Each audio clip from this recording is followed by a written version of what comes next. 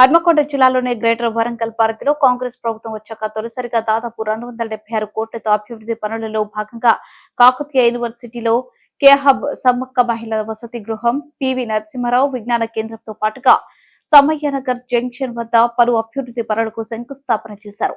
అనంతరం మీడియాతో మాట్లాడిన రాష్ట్ర రెవెన్యూ శాఖ మంత్రి పొంగులేటి శ్రీనివాసరెడ్డి విద్య, వైద్యంకు తమ ప్రభుత్వం పెద్దపీట వేసిందన్నారు. ఈ కార్యక్రమంలో మంత్రులు కొండ సురేఖ, సీతక్క, ఎమ్మెల్యేలు నాయని రాజేందర్ రెడ్డి, కెఆర్ నాగరాజు, హన్మకొండ జిల్లా collector Sikta Patnaik, Kakatiya university VC register ప్రొఫెసర్లు, విద్యా సంస్థలు, విద్యార్థులు, కార్పొరేటర్లు, కాంగ్రెస్ నాయకులు, కార్యకర్తలు పాల్గొన్నారు.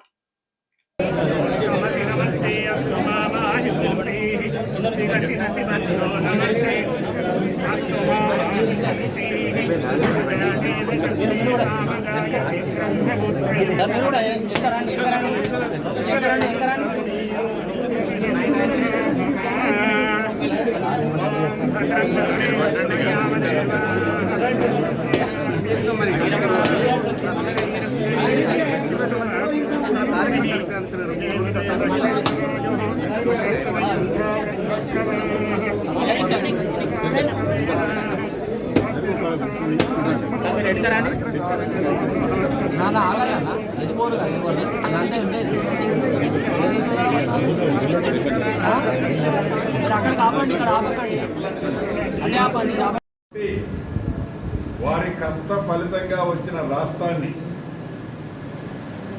వచ్చిన తర్వాత యువతని ఎలా విస్మరించిందో మనకు తెలియంది కాదు.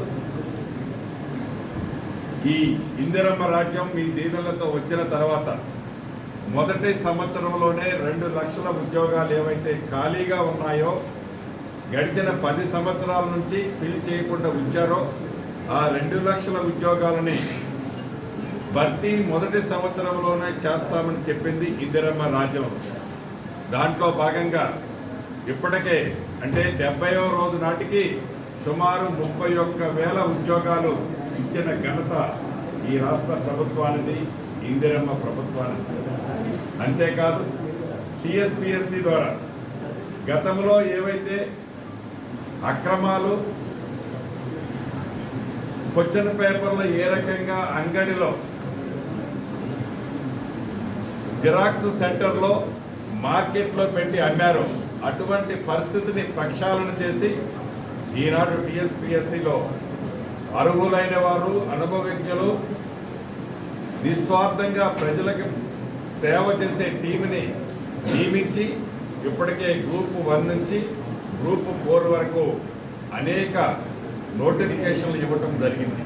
దాంట్లో ప్రధానంగా మెగా డిఎస్సి 11,062 ఉద్యోగాలు ప్రకటించిన నోటిఫికేషన్ పిలిచిన ప్రభుత్వం మీ ప్రభుత్వం, ఇందిరమ్మ ప్రభుత్వం.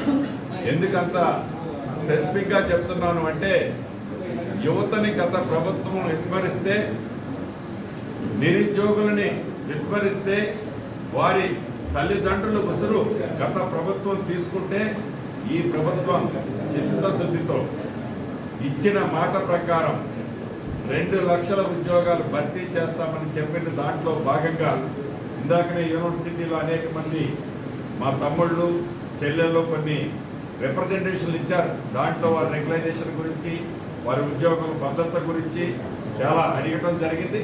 తప్పకుండా ఏదైతే ఈ రెగ్యులైజేషన్ చేసే కార్యక్రమాన్ని మా సహచర మంత్రివర్యులు, మంత్రులు అందరం కలిసి ముఖ్యమంత్రి